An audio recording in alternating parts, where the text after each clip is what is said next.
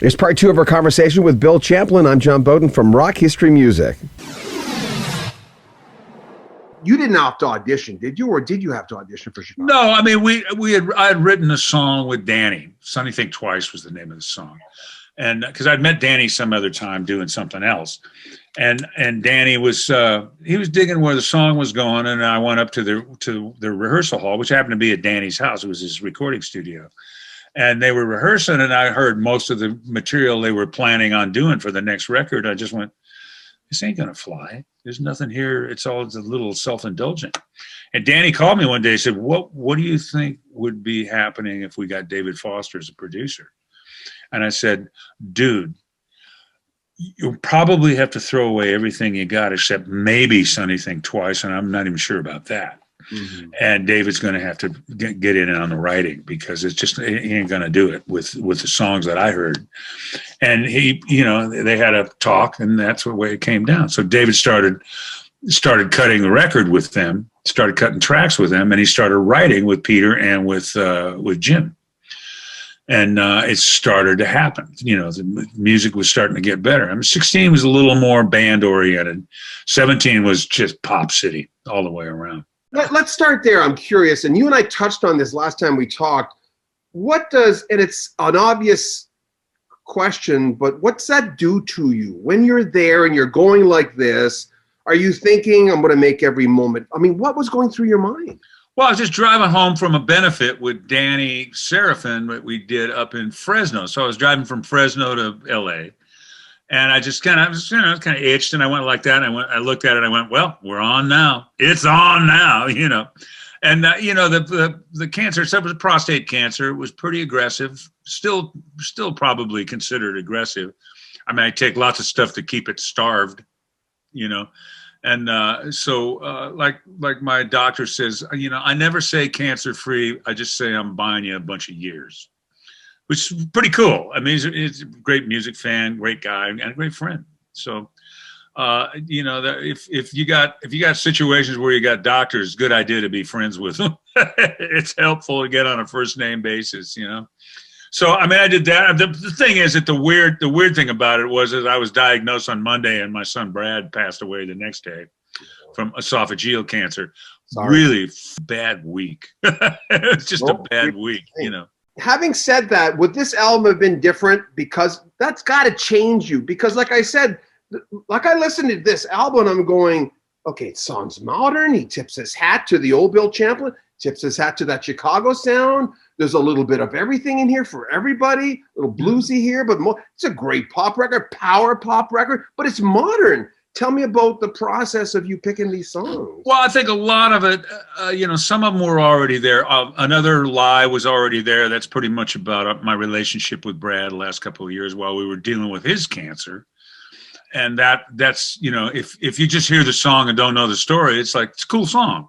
Yeah. If you do know the story, it's like, holy shit. It took 2 years of writing to get that one. To pull that one out, it was like you're taking out a wisdom tooth with a screwdriver. You know what I mean? And I remember the line, "You had to die." Yeah, and you had to. There we were becoming good friends, and you had to die. I mean, it was just one of those situations.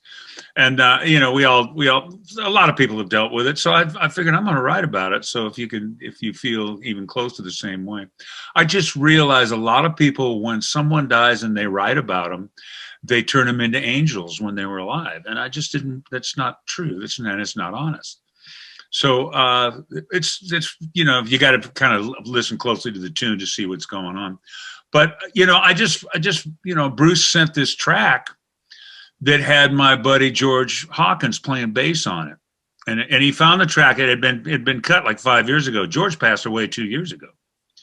He's gone. But I've had him on almost all of my solo albums at one time or another. I know the Burn Down the Night album, he was the bass player, except for two songs with Abraham Laborio, who, by the way, is on this album too. So George and Abe are showing up on the same record at some point.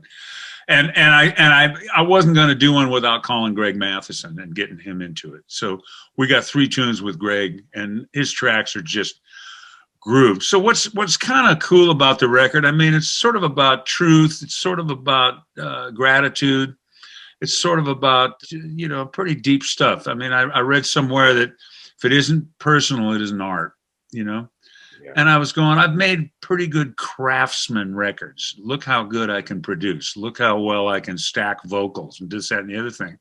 And then the lead vocal sounds like yet another one of the background vocals. So I didn't allow myself to sing lead on the same days I did backs. Oh, is that right?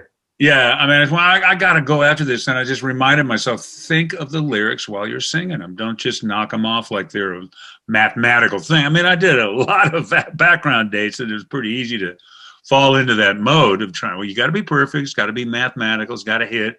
You got to line up with a snare drum, and all that time you're not even thinking about what the words are. You're just reading them.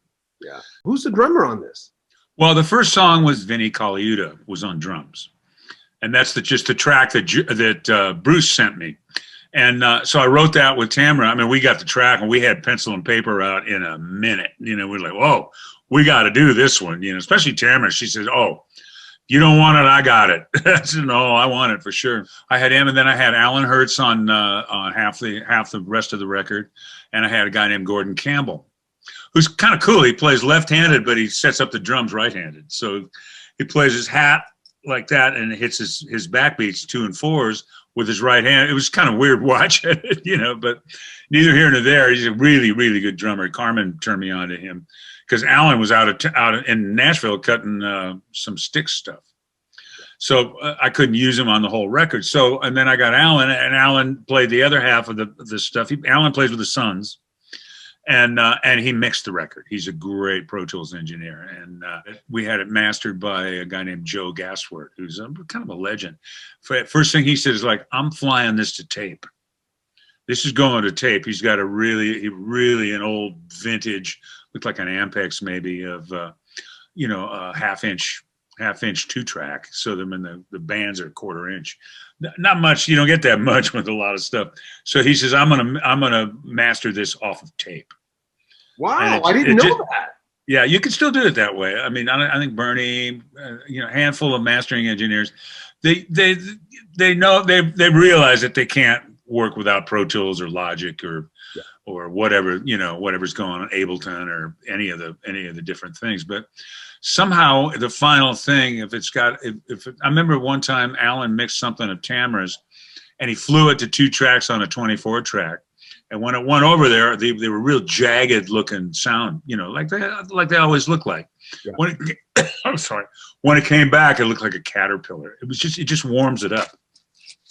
So we kind of wanted to keep as much analog as we possibly could, analog sounding, as we could. I think we achieved it. I think the record sounds pretty warm. It sounds a little old school, but it's pretty warm. Well, you're speaking to the choir. You're preaching to the choir because I've got a Studer downstairs that I got from my first program director. He gave it to me for $1,000. It's worth $10,000. Yeah. It's a Studer A800, which is like one of the holy grails out there. That's a big machine, boy.